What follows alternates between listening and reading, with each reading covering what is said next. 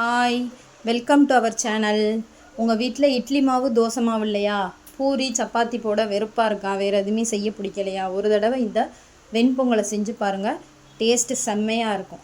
அதுக்கு 1 tumbler பச்சரிசியும் 1/2 tumbler துவரம்பருப்பு இல்லைனா பாசிப்பருப்பு ரெண்டுமே சேர்த்துக்கலாம். நான் துவரம்பருப்பு வச்சு தான் செஞ்சுருக்கேன். துவரம்பருப்பு சேர்த்துட்டு நல்லா வாஷ் பண்ணி எடுத்துக்கோங்க. குக்கரில் அரிசி 1 டம்ளர், துவரம்பருப்பு 1/2 டம்ளர், பச்சை மிளகா, உப்பு எல்லாம் சேர்ந்து நல்லா 3 விசில் 4 விசில் விட்டு எடுத்துக்கோங்க. நல்லா குழைவாக வரணும். அந்தளவுக்கு நல்லா மிக்ஸ் பண்ணிக்கோங்க. விதையாக இருந்தாலும் நல்லா மிக்ஸ் பண்ணிக்கோங்க. மிக்ஸ் பண்ணிவிட்டு உங்களுக்கு இந்த கன்சிஸ்டன்சி போதும்னா அப்படியே இருந்துக்கலாம். தேவைன்னா கொஞ்சோண்டு தண்ணி ஊற்றி நல்லா மிக்ஸ் பண்ணிக்கோங்க. மிக்ஸ் பண்ணிவிட்டு ரொம்ப வெள்ளையாக இருக்கிறதுனால நான் கொஞ்சம் மஞ்சத்தூள் ஆட் பண்ணிக்கிறேன். மஞ்சத்தூள் ஆட் பண்ணிவிட்டு நல்லா மிக்ஸ் பண்ணிக்கோங்க.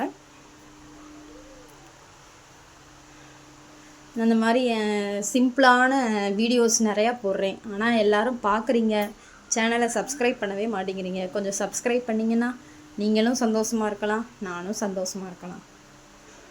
சப்ஸ்கிரைப் பண்ணுங்கள் காய்ஸ். அதுக்கப்புறம் ஒரு தாளிப்பு கொடுத்துடலாம். அதுக்கு ஒரு கடாயில் நெய்யும் எண்ணெயும் சரிசமாக ஊற்றிக்கிட்டு சீரகம் மிளகு ரெண்டையும் சேர்த்து நல்லா பொரிய விடுங்க. பொரிஞ்சதுக்கப்புறம் ஏற்கனவே நான் பச்சை மிளகா சேர்த்ததுனால அந்த காரமே போதும் எனக்கு. அதனால் நான் பட்டை மிளகா சேர்க்கலை. கருவேப்பிலை சேர்த்துட்டு தாளித்து இதில் ஊற்றிட வேண்டியதான்.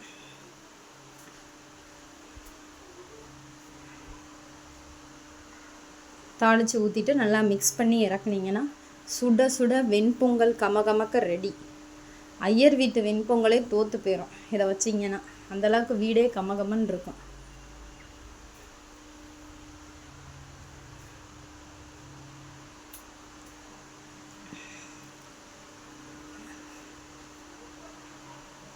வேறு ஏதாச்சும் உங்களுக்கு யூஸ்ஃபுல்லான சிம்பிளான டிஷ்ஷஸ் வேணும்னா நம்ம சேனலில் கமெண்ட் செக்ஷன் இருக்குது, அதில் ஷேர் பண்ணுங்கள்.